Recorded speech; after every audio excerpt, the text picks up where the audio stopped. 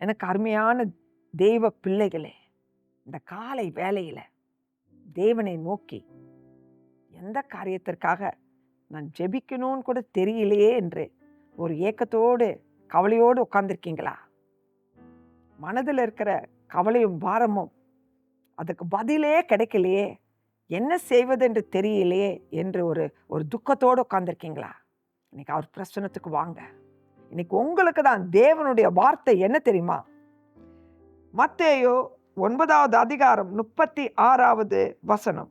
அவர் திரளான ஜனங்களை கண்டபொழுது அவர்கள் மேய்ப்பனில்லாத ஆடுகளைப் போல தோய்ந்து போனவர்களும் சிதறப்பட்டவர்களுமாய் இருந்தபடியால் அவர்கள் மேல் மனதுருகி.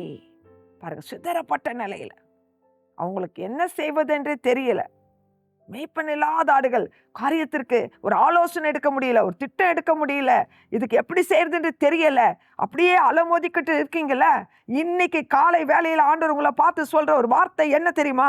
என் மகனே மகளே, என் பாதத்தில் வந்து உன் காரியங்களுக்காக நீ காத்திரு, ஜெபி, நான் உனக்கு ஆலோசனை கொடுப்பேன்னு சொல்ற.